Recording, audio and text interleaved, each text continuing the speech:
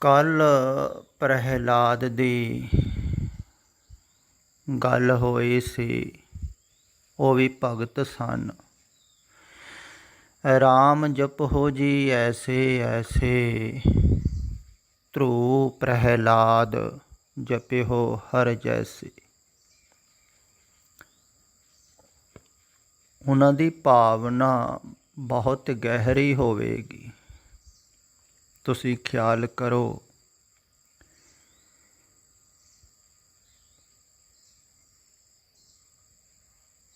ਵੀ ਹਰਨਾਖਸ਼ ਜੋ ਪ੍ਰਹਿਲਾਦ ਦਾ ਪਿਤਾ ਹੈ,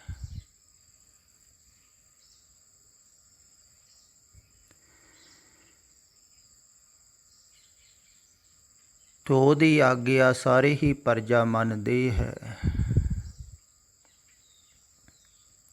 ਬਹੁਤ ਹਿੰਸਕ ਪ੍ਰਵਿਰਤੀ ਦਾ ਸੀ ਤੇ ਬਖਸ਼ਦਾ ਨਹੀਂ ਹੋਵੇਗਾ ਕਿਸੇ ਨੂੰ ਵੀ। ਇਸ ਕਰਕੇ ਹੀ ਆਗਿਆ ਮੰਨਦੇ ਸਨ ਸਾਰੇ। ਜੋ ਵੀ ਕਹਿੰਦਾ ਸੀ ਉਹ ਕਰਦੇ ਸਨ।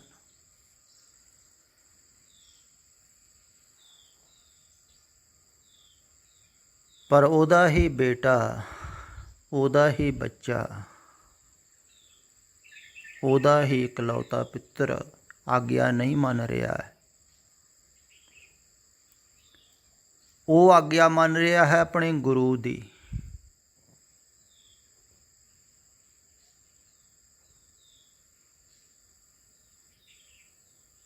ਗੁਰ ਕੀ ਮੱਤ ਤੋਂ ਲੇਹ ਇਆਣੇ, ਭਗਤ ਬਿਨਾ ਬਹੁ ਡੂਬੇ ਸਿਆਣੇ। ਉਹਨੇ ਗੁਰੂ ਦੀ ਮੱਤ ਲੈ ਲਈ।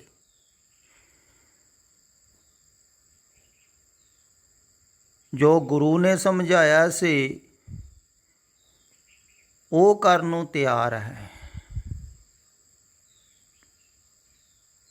ਗੁਰੂ ਨੇ ਕਿਹਾ ਸੀ ਵੀ ਅਸੱਤ ਵੱਲ ਨੂੰ ਨਹੀਂ ਜਾਣਾ ਹੈ। ਜਗ ਰਚਨਾ ਸਭ ਝੂਠ ਹੈ। ਇਹ ਝੂਠ ਵੱਲ ਨੂੰ ਨਹੀਂ ਜਾਣਾ ਹੈ, ਸੰਸਾਰ ਵੱਲ ਨੂੰ ਨਹੀਂ ਜਾਣਾ।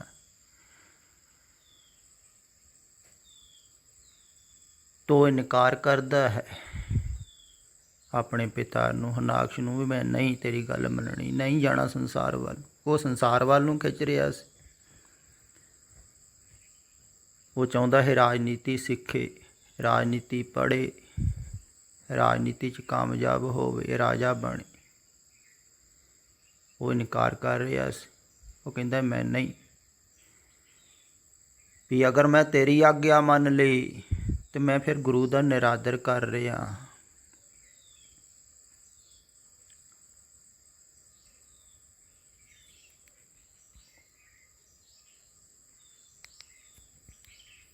ਉਹ ਕਹਿੰਦਾ ਹੈ ਰਾਮ ਨਾ ਛੋੜਾਂ ਗੁਰੇ ਇਹ ਗਾਰ, ਮੇਰੀ ਪਟੀਆ ਲਿਖ ਦਿਓ ਸ਼੍ਰੀ ਗੋਪਾਲ। ਕਹਿੰਦੇ ਵੀ ਮੈਂ ਅਗਰ ਰਾਮ ਨੂੰ ਛੱਡ ਦਿੰਦਾ ਹਾਂ ਨਾ ਤੇ ਗੁਰੂ ਦੀ ਅਵੱਗਿਆ ਹੁੰਦੀ ਹੈ। ਬੇਇੱਜ਼ਤੀ ਕਰ ਰਿਹਾ ਹਾਂ ਮੈਂ ਗੁਰੂ ਆਪਣੇ ਦੀ, ਤੇ ਮੈਂ ਗੁਰੂ ਦੀ ਅਵੱਗਿਆ ਨਹੀਂ, ਬੇਇੱਜ਼ਤੀ ਨਹੀਂ ਕਰ ਸਕਦਾ। ਦੇਖੋ, ਆਪਣੇ ਗੁਰੂ ਦੀ ਅਵੱਗਿਆ ਨਹੀਂ ਕਰ ਸਕਦਾ।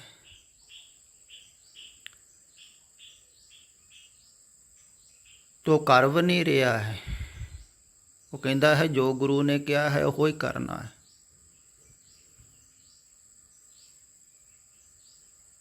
ਤੇ ਸਾਰੇ ਸੰਸਾਰ ਨਾਲ ਦੁਸ਼ਮਣੀ। ਦੇਖੋ, ਦੂਸਰੇ ਪਾਸੇ ਸਾਰਾ ਹੀ ਸੰਸਾਰ ਹੈ। ਹਰਨਾਕਸ਼ ਦੇ ਨਾਲ ਟੋਟਲੀ ਲੋਕ ਹੋਣਗੇ, ਸਾਰੇ ਹੀ ਉਹਨੂੰ ਸਮਝਾਉਂਦੇ ਹੋਣਗੇ ਤੂੰ ਕਹਿਣਾ ਮੰਨ ਲਾ, ਪਿਤਾ ਤੇਰਾ ਠੀਕ ਹੀ ਕਹਿ ਰਿਹਾ ਹੈ। ਤੁਸੀਂ ਵੀ ਸੋਚੋ, ਅਕਸਰ ਖਿਆਲ ਕਰੋ ਥੋੜ੍ਹਾ ਜਿਹਾ, ਵੀ ਕਿਸੇ ਸਮਰਾਟ ਦਾ ਪੁੱਤਰ ਜੰਗਲ ਵੱਲ ਨੂੰ ਚਲੇ ਜਾਵੇ, ਜਿਵੇਂ ਗੌਤਮ ਬੁੱਧ ਗਏ ਸਨ, ਤੇ ਲੋਕ ਸਮਝਾਉਣਗੇ ਹੀ ਨਾ। ਪ੍ਰਹਲਾਦ ਵੀ ਇੱਦਾਂ ਹੀ ਜੰਗਲ ਵੱਲ ਨੂੰ ਜਾ ਰਿਹਾ ਹੈ, ਭਾਵ ਕਿ ਰਾਜ ਭਾਗ ਵੱਲ ਨੂੰ ਨਹੀਂ ਜਾ ਰਿਹਾ ਹੈ, ਸੰਸਾਰ ਵੱਲ ਨੂੰ ਨਹੀਂ ਜਾ ਰਿਹਾ ਹੈ। ਤੇ ਸਾਰੇ ਲੋਕ ਸਮਝਾ ਰਹੇ ਹੋਣੇ ਵੀ ਤੈਨੂੰ ਤੇ ਰਾਜ ਭਾਗ ਮਿਲਿਆ, ਰਾਜਕੁਮਾਰ ਬਣ ਜਾਏਗਾ, ਰਾਜਕੁਮਾਰੀ ਨਾਲ ਤੇਰਾ ਵਿਆਹ ਹੋਵੇਗਾ। ਧਰੂ ਨੂੰ ਵੀ ਕਹਿੰਦੇ ਇੱਦਾਂ ਹੀ ਬੜਾ ਪ੍ਰਲੋਭਨ ਦਿੱਤਾ ਸੀ, ਰਾਜਕੁਮਾਰੀਆਂ ਸੁੰਦਰ ਸੁੰਦਰ, ਤੂੰ ਚੱਕਰਵਰਤੀ ਸਮਰਾਟ ਹੋ ਜਾਏਗਾ, ਸਾਰਾ ਕੁਛ ਤੇਰੇ ਕੋਲ ਹੋਵੇਗਾ, ਤੈਨੂੰ ਕਿੰਨਾ ਨਹੀਂ ਮਜ਼ਾ ਆਵੇਗਾ। ਤੋ ਸਾਰੇ ਹੀ ਮਜ਼ੇ ਨੂੰ ਲੱਤ ਮਾਰਦਾ ਹੈ, ਕਹਿੰਦਾ ਨਹੀਂ, ਇਹ ਦੁਨੀਆ ਦਾ ਮਜ਼ਾ ਨਹੀਂ ਮੈਂ ਲੈਣਾ, ਮੈਂ ਗੁਰੂ ਦੀ ਅਵੱਗਿਆ ਨਹੀਂ ਕਰ ਸਕਦਾ, ਗੁਰੂ ਦੇ ਉਪਦੇਸ਼ ਨੂੰ ਨਹੀਂ ਮੋੜ ਸਕਦਾ। ਗੁਰ ਕਹਿਆ ਸਾ ਕਾਰ ਕਮਾਓ, ਗੁਰ ਕੀ ਕਰਨੀ ਕਾਹੇ ਤਾ। ਗੁਰੂ ਕਰ ਕੁਛ ਵੀ ਰਿਹਾ ਹੋਵੇ, ਪਰ ਜੋ ਕਿਹਾ ਹੈ ਗੁਰੂ ਨੇ ਉਹ ਸੱਤ ਹੈ। ਇਹ ਗੱਲ ਖਿਆਲ ਵਿੱਚ ਰੱਖਣ ਯੋਗ ਹੈ। ਗੁਰੂ ਜੋ ਕਰਦਾ ਹੈ ਨਾ ਉਹ ਸੱਤ ਨਹੀਂ ਹੁੰਦਾ ਹੈ, ਕਿਉਂਕਿ ਕਰਨਾ ਉਹਦਾ ਵੀ ਝੂਠ ਹੀ ਹੈ ਸਰੀਰਕ ਤਲ 'ਤੇ। ਕਈ ਕਰਨ ਵਿੱਚ ਖਿਆਲ ਰੱਖਦੇ ਹਨ ਵੀ ਗੁਰੂ ਕੀ ਕੀ ਕਰਦਾ ਹੈ, ਅਤੇ ਜਿਹੜੇ ਕਰਨ ਵਿੱਚ ਖਿਆਲ ਰੱਖਦੇ ਹਨ ਉਹ ਝੂਠ ਵਿੱਚ ਖਿਆਲ ਰੱਖ ਰਹੇ ਹਨ, ਕਿਉਂਕਿ ਕਰਨਾ ਉਹਦਾ ਵੀ ਝੂਠ ਹੀ ਹੈ। ਪਰ ਜੋ ਕਹਿੰਦਾ ਹੈ ਉਹ ਸੱਤ ਹੈ। ਸਤ ਬਚਨ ਸਾਧੂ ਉਪਦੇਸ਼। ਅਤੇ ਜੋ ਗੁਰੂ ਕਹਿ ਰਿਹਾ ਹੈ ਉਹ ਪ੍ਰਹਲਾਦ ਮੰਨ ਰਿਹਾ ਹੈ, ਗੁਰੂ ਦੀ ਮੰਨ ਰਿਹਾ ਹੈ, ਬਾਕੀ ਸਾਰੇ ਸੰਸਾਰ ਨੂੰ ਠੁਕਰਾ ਰਿਹਾ ਹੈ। ਅਤੇ ਜ਼ਾਲਮ ਜਿਹੜਾ ਪਿਤਾ ਸੀ ਉਹਦਾ ਕਹਿਣਾ ਨਹੀਂ ਮੰਨ ਰਿਹਾ ਹੈ, ਅਤੇ ਉਹ ਫਿਰ ਪਹਿਲਾਂ ਤਾਂ ਸਮਝਾਇਆ ਹੋਵੇਗਾ ਹਰਨਾਕਸ਼ ਨੇ ਵੀ ਬੇਟਾ ਇੱਦਾਂ ਤੂੰ ਮੰਨ ਜਾ, ਗੱਲ ਸਮਝ ਜਾ, ਬਹੁਤ ਤਰੀਕੇ ਵਰਤੇ ਹੋਣਗੇ, ਨਹੀਂ ਸਮਝੇ। ਫਿਰ ਉਹਨੇ ਜ਼ਬਰਦਸਤੀ ਵੀ ਕਰਨ ਦੀ ਕੋਸ਼ਿਸ਼ ਕੀਤੀ, ਡਰਾਉਣ ਧਮਕਾਉਣ ਦੀ ਵੀ ਕੋਸ਼ਿਸ਼ ਕੀਤੀ ਵੀ ਬੱਚਾ ਹੈ, ਡਰਾਓ ਧਮਕਾਓ ਫਿਰ ਮੰਨੇਗਾ। ਪਰ ਦੇਖੋ ਤੁਸੀਂ ਕਿੰਨਾ ਡਰਾਉਣ ਧਮਕਾਉਣ ਨਾਲ, ਮਾਰਨ ਨਾਲ ਵੀ ਉਹ ਮੰਨ ਨਹੀਂ ਰਿਹਾ ਹੈ। ਕਹਿੰਦਾ ਮੰਨਣੀ ਤਾਂ ਮੈਂ ਆਪਣੇ ਗੁਰੂ ਦੀ ਹੀ। ਅਤੇ ਜਿਹੜਾ ਭਗਤ 100% ਪੂਰਾ ਦਾ ਪੂਰਾ ਹੀ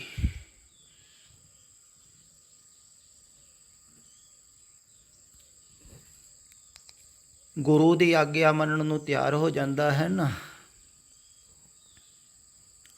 ਉਹਦਾ ਪੂਰਾ ਦਾ ਪੂਰਾ ਮਨ ਮਿਟਣ ਨੂੰ ਵੀ ਤਿਆਰ ਹੋ ਜਾਂਦਾ ਹੈ।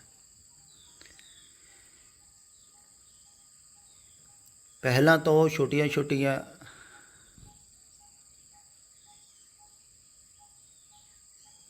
ਜੋ ਬਾਹਰੀ ਹਨ ਗੱਲਾਂ, ਉਹਨਾਂ ਨੂੰ ਕਰਕੇ ਦੇਖਦਾ ਹੈ ਵੀ ਸ਼ਿਸ਼ ਮੰਨਦਾ ਹੈ ਕਿ ਨਹੀਂ ਮੰਨਦਾ। ਇੱਕਦਮ ਨਹੀਂ ਨਾ ਮੰਨੇਗਾ। ਅਗਰ ਬਾਹਰੀ ਗੱਲਾਂ ਛੋਟੀਆਂ ਛੋਟੀਆਂ ਜੋ ਰੋਜ਼ਮਰਰਾ ਦੇ ਜੀਵਨ ਦੀਆਂ ਘਟਨਾਵਾਂ ਹਨ ਉਹ ਮੰਨਣ ਨੂੰ ਸ਼ੁਰੂ ਹੋ ਗਿਆ, ਛੋਟੀਆਂ ਛੋਟੀਆਂ ਗੱਲਾਂ ਮੰਨਣ ਨੂੰ ਸ਼ੁਰੂ ਹੋ ਗਈ। ਜਿਵੇਂ ਪੁਰਾਣੇ ਸਮਿਆਂ 'ਚ ਗੁਰੂਆਂ ਕੋਲ ਸ਼ਿਸ਼ ਰਹਿੰਦੇ ਸਨ, ਅਤੇ ਉਹਨਾਂ ਕੋਲ ਰਹਿੰਦੇ ਹੋਏ ਜੋ ਗੁਰੂ ਕਹਿੰਦਾ ਸੀ ਉਹ ਕਰੀ ਜਾਂਦੇ ਸਨ, ਜੋ ਸੇਵਾ ਨੂੰ ਕਿਹਾ ਉਹ ਕਰਤਾ, ਜੋ ਗੁਰੂ ਕਿਹਾ ਉੱਦਾਂ ਹੀ ਕਰਨਾ ਹੈ। ਅਗਰ ਉਹ ਬਾਹਰੀ ਗੱਲਾਂ ਮੰਨਣ ਨੂੰ ਤਿਆਰ ਹੋ ਜਾਂਦੇ ਹਨ, ਜਿਵੇਂ ਬਾਬਾ ਲਹਿਣਾ ਜੀ, ਅਤੇ ਫਿਰ ਉਹ ਕੀ ਕਰਦੇ ਹਨ ਵੀ ਵੈਸੀਆਂ ਗੱਲਾਂ ਵੀ ਉਹਨਾਂ ਕੋਲ ਮਨਾਉਂਦੇ ਹਨ ਜੈਸਾ ਉਹਨਾਂ ਦਾ ਮਨ ਵੀ ਮੰਨਣ ਨੂੰ ਤਿਆਰ ਨਹੀਂ ਹੁੰਦਾ ਹੈ। ਅਗਰ ਉਹ ਵੀ ਮੰਨ ਲੈਣ ਫਿਰ ਮਨ ਛੁੱਟਦਾ ਹੈ।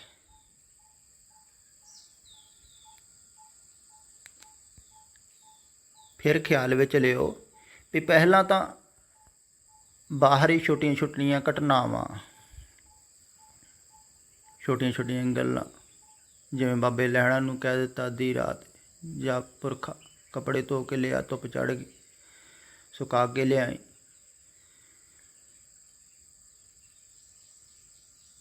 ਜਾਂ ਉਹਨੂੰ ਕਹਿ ਦਿੱਤਾ ਵੀ ਜਾ ਚਿੱਕੜ ਭਰੀ ਛਪੜੀ ਦੇ ਵਿੱਚੋਂ ਕਮੰਡਲ ਕੱਢ ਕੇ ਲਿਆ, ਆਪ ਹੀ ਸੁੱਟ ਦਿੱਤਾ। ਤੋ ਸੱਤ ਬਚਨ ਕਰਕੇ ਜਾਂਦਾ ਹੈ, ਕੱਢ ਕੇ ਲਿਆਣ ਕੇ ਸਾਫ਼ ਕਰਕੇ ਹੱਥ 'ਚ ਫੜਾ ਦਿੰਦਾ। ਤੋ ਰੰਚਕ ਮਾਤਰ ਵੀ ਸੰਦੇਹ ਨਹੀਂ ਕਰਦਾ, ਸ਼ੱਕ ਨਹੀਂ ਕਰਦਾ ਗੁਰੂ 'ਤੇ ਵੀ ਗੁਰੂ ਦਾ ਦਿਮਾਗ ਖਰਾਬ ਹੈ, ਕੀ ਗੱਲ, ਆਪੇ ਸੁੱਟਿਆ, ਕਢਾਇਆ, ਕਿਉਂ ਕਢਾਇਆ, ਮੈਂ ਨਹੀਂ ਕੱਢਣਾ ਜਾਂ ਕਿਵੇਂ, ਕੋਈ ਵਿਚਾਰ ਨਹੀਂ ਕੀਤੀ। ਸੱਤ ਬਚਨ ਕਹਿ ਕੇ ਜੋ ਵੀ ਕਿਹਾ ਉਹ ਕਰਦਾ ਰਿਹਾ। ਫਿਰ ਗੁਰੂ ਐਸਾ ਕੰਮ ਵੀ ਕਰਾਉਂਦਾ ਹੈ ਜਿਸ ਬਾਬੇ ਲਹਿਣੇ ਨੂੰ ਕਿਹਾ ਸੀ ਵੀ ਜਾ ਉਹ ਸਾਹਮਣੇ ਮੁਰਦਾ ਪਿਆ ਹੈ ਉਹਨੂੰ ਖਾ। ਐਸਾ ਤੇ ਕਦੀ ਬਾਬੇ ਲਹਿਣੇ ਨੇ ਸੁਪਨੇ ਦੇ ਵਿੱਚ ਵੀ ਨਹੀਂ ਸੋਚਿਆ ਹੋਵੇਗਾ, ਕਿਉਂਕਿ ਵੈਸ਼ਣੂ ਭਗਤ ਸੀ, ਬਹੁਤ ਪੱਕਾ, ਹਰ ਸਾਲ ਹੀ ਜਾਂਦਾ ਸੀ। ਤੇ ਜਿਹੜਾ ਵੈਸ਼ਣੂ ਭਗਤ ਹੋਵੇ, ਜਿਹਨੂੰ ਮਾਸ ਤੇ ਹੀ ਘਿਰਣਾ ਸੀ, ਤੇ ਮਾਸ ਤੇ ਕਦੀ ਸੁਪਨੇ 'ਚ ਵੀ ਨਹੀਂ ਖਾਧਾ ਹੋਵੇਗਾ, ਤੇ ਉਹਨੂੰ ਕਹਿ ਦਿੱਤਾ ਫਿਰ ਐਸਾ ਵੀ ਨਹੀਂ ਮਾਸ ਰੱਜਿਆ ਹੋਇਆ ਖਾਣ ਨੂੰ ਕਿਹਾ ਹੈ, ਸਾਹਮਣੇ ਲਾਸ਼ ਪਈ ਹੈ, ਉਹਨੂੰ ਖਾਣ ਵਾਸਤੇ ਕਹਿ ਦਿੱਤਾ। ਤੇ ਐਸਾ ਕਰਨ ਵਾਸਤੇ ਮਨ ਕਦੇ ਵੀ ਨਹੀਂ ਮੰਨੇਗਾ।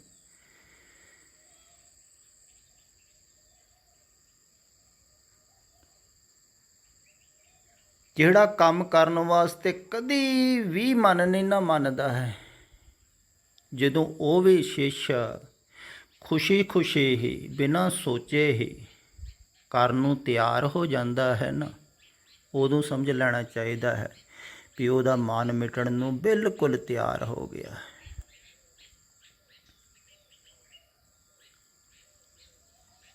ਫਿਰ ਉਹ ਮਿਟ ਜਾਂਦਾ ਹੈ, ਫਿਰ ਉਹਦੀ ਏਕਤਾ ਹੋ ਜਾਂਦੀ ਹੈ ਗੁਰੂ ਨਾਲ, ਉਹ ਫਿਰ ਗੁਰੂ ਦੇ ਸੰਗ ਹੋ ਜਾਂਦਾ ਹੈ, ਅੰਗ ਦੇ ਨਾਲ ਲੱਗ ਕੇ ਫਿਰ ਅੰਗਦ ਹੋ ਜਾਂਦਾ ਹੈ, ਗੁਰ ਅੰਗਦ। ਉਦੋਂ ਹੀ ਹੋਇਆ ਨਾ ਜਦੋਂ ਆਪਣੇ ਮਨ ਦੀ ਨਹੀਂ ਮੰਨੀ। ਗੁਰ ਕਹਿਆ, ਜੋ ਵੀ ਗੁਰੂ ਨੇ ਕਿਹਾ, ਜੋ ਵੀ ਆਗਿਆ ਹੋਈ ਉਪਦੇਸ਼ ਸਤ ਬਚਨ, ਤੋ ਪ੍ਰੇਮ ਦੇ ਵਿੱਚ ਹੀ ਹੁੰਦਾ ਹੈ ਨਾ। ਗਹਿਰਾ ਪ੍ਰੇਮ ਸੀ, ਇੰਨਾ ਗਹਿਰਾ ਵੀ ਸੋਚਿਆ ਹੀ ਨਹੀਂ। ਠੀਕ ਹੈ, ਮੁਰਦਾ ਖਾਣ ਨੂੰ ਕਿਹਾ ਹੈ, ਚਲੇ ਗਿਆ, ਕਹਿੰਦੇ ਕੋਲੇ ਜਾ ਕੇ 4 ਚੁਫੇਰੇ ਘੁੰਮਦਾ ਹੈ, ਤੇ ਬਾਬੇ ਨਾਨਕ ਨੇ ਕਿਹਾ ਵੀ ਕੀ ਦੇਖਦਾ? ਕਹਿੰਦਾ ਜੀ ਕਿੱਧਰੋਂ ਖਾਵਾਂ? ਕਹਿੰਦੇ ਜਿੱਧਰੋਂ ਮਰਜ਼ੀ ਖਾ ਲਾ। ਜਦੋਂ ਉਹ ਬਿਲਕੁਲ ਖਾਣ ਵਾਸਤੇ ਤਿਆਰ ਹੋ ਗਿਆ, ਐਸਾ ਨਹੀਂ ਉਹਨੇ ਖਾਧਾ ਸੀ, ਨਹੀਂ, ਜਦੋਂ ਤਿਆਰ ਹੀ ਹੋ ਗਿਆ 100%, ਬਾਬੇ ਨਾਨਕ ਨੇ ਲੈ ਲਿਆ ਗਲ ਵਕੜੀ 'ਚ। ਖਾਣ ਦੀ ਲੋੜ ਨਹੀਂ ਹੈ, ਤੂੰ ਬਚਨ ਮੰਨਿਆ ਗੁਰੂ ਦਾ, ਆਪਣੇ ਮਨ ਦੀ ਨਹੀਂ ਮੰਨੀ। ਮਨ ਨੇ ਤੇ ਇਨਕਾਰ ਕੀਤਾ ਹੀ ਹੋਵੇਗਾ, ਬਹੁਤ ਕਠਿਨ ਹੈ, ਖਿਆਲ ਵਿੱਚ ਰੱਖੇ।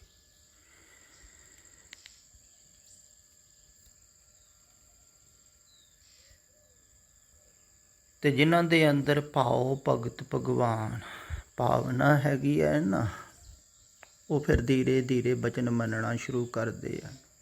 ਪਹਿਲਾਂ ਛੋਟੇ ਛੋਟੇ ਬਚਨ ਮੰਨਦੇ ਹਨ, ਮੰਨਦੇ ਧੀਰੇ ਧੀਰੇ ਫਿਰ ਉਹ ਵੀ ਬਚਨ ਮੰਨਦੇ ਹਨ, ਜਿਹੜਾ ਬਚਨ ਉਹਨਾਂ ਦਾ ਮਨ ਕਦੀ ਮੰਨਣ ਨੂੰ ਤਿਆਰ ਨਹੀਂ ਹੁੰਦਾ। ਦਰਅਸਲ ਪਹਿਲ ਜਿਹੜੀਆਂ ਰਿਕਾਰਡਿੰਗਾਂ ਸੁਣਦੇ ਹਨ ਨਾ ਲੋਕ, ਉਹ ਇਸ ਢੰਗ ਨਾਲ ਹੀ ਸੁਣਦੇ ਹਨ ਵੀ ਜਿਹੜਾ ਉਹਨਾਂ ਦਾ ਮਨ ਮੰਨਦਾ ਹੈ ਗੱਲਾਂ ਨੂੰ, ਉਹੋ ਹੀ ਉਹ ਸਵੀਕਾਰ ਕਰਦੇ ਹਨ।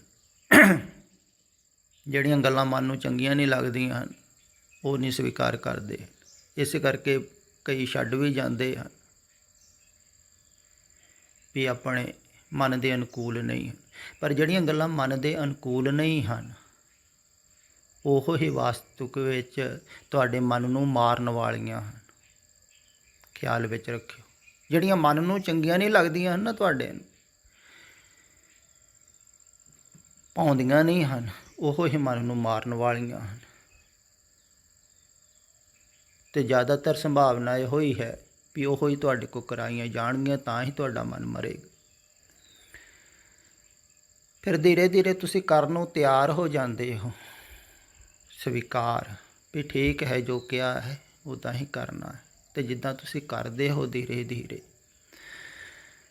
ਤਾਂ ਉਹਦਾ ਅਨੁਭਵ ਵੀ ਵੱਧਦਾ ਹੈ, ਕਰ ਕਰਕੇ ਪਤਾ ਵੀ ਲੱਗਦਾ ਹੈ।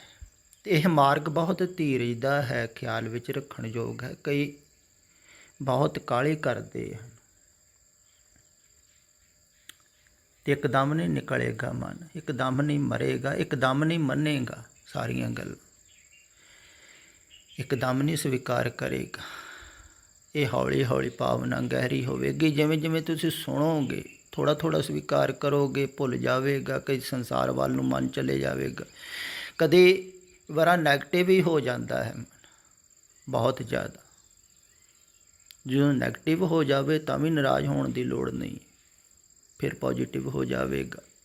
ਕਈ ਵਾਰ ਸੰਸਾਰ ਵੱਲ ਚਲੇ ਜਾਵੇਗਾ, ਕਈ ਵਾਰ ਫਿਰ ਅਧਿਆਤਮ ਵੱਲ ਇੱਧਰ ਆ ਜਾਵੇਗਾ। ਇੱਦਾਂ ਡੋਲਦਾ ਰਹਿੰਦਾ ਹੈ ਪਹਿਲੇ। ਪਰ ਅਗਰ ਭਾਵਨਾ ਤੁਹਾਡੀ ਰਹੀ, ਪਿਆਸ ਬਣੀ ਰਹੀ, ਤੇ ਧੀਰੇ ਧੀਰੇ ਤੁਹਾਨੂੰ ਆਪਣੇ ਆਪ ਹੀ ਉਹ ਜਿਹੜੀ ਜੁਗਤੀ ਹੈ ਨਾ, ਉਹ ਮਿਲਦੀ ਰਹੇਗੀ।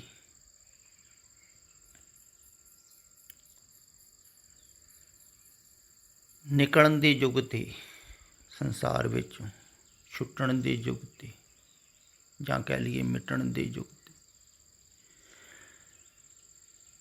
ਤੋਂ ਭਾਵਨਾ 'ਚੋਂ ਹੀ ਮਿਲੇਗੀ। ਜਿਵੇਂ ਜਿਵੇਂ ਤੁਸੀਂ ਸੁਣੋਗੇ, ਥੋੜ੍ਹਾ ਥੋੜ੍ਹਾ ਅਮਲ ਕਰੋਗੇ, ਕੋਸ਼ਿਸ਼ ਕਰੋਗੇ, ਖਿਆਲ ਰੱਖੋਗੇ, ਫਿਰ ਛੁੱਟ ਛੁੱਟ ਜਾਵੇਗਾ, ਫਿਰ ਖਿਆਲ ਰੱਖੋਗੇ, ਫਿਰ ਸੁਣੋਗੇ, ਇੱਦਾਂ ਹੌਲੀ ਹੌਲੀ ਹੌਲੀ ਹੌਲੀ। ਦੇਖੋ, ਸੰਸਾਰ ਤੋਂ ਬਾਹਰ ਜਾ ਕੇ ਸਾਲਾਂ ਬੱਧੀ ਲੱਗ ਜਾਂਦੇ ਸਨ ਸਾਧਕਾਂ ਨੂੰ, ਫਿਰ ਵੀ ਨਹੀਂ ਸੀ ਉਹਨਾਂ ਦਾ ਹੰਕਾਰ ਛੁੱਟਦਾ। ਤੁਸੀਂ ਸੰਸਾਰ ਦੇ ਵਿੱਚ ਹੋ, ਤੇ ਧੀਰੇ ਧੀਰੇ ਛੁਟਕਾਰਾ ਹੋਵੇਗਾ, ਆਸਤੇ ਆਸਤੇ, ਸਹਿਜੇ ਸਹਿਜੇ। ਧੀਰਜ ਰੱਖੋ, ਪਰ ਵਾਪਸ ਨਾ ਮੁੜ ਜਾਇਓ, ਰੁਕ ਨਾ ਜਾਇਓ। ਬਹੁਤੇ ਘਬਰਾ ਕੇ ਮੁੜ ਜਾਂਦੇ ਹਨ, ਕਹਿੰਦੇ ਸਾਡੇ ਵੱਸ ਦੀ ਗੱਲ ਨਹੀਂ।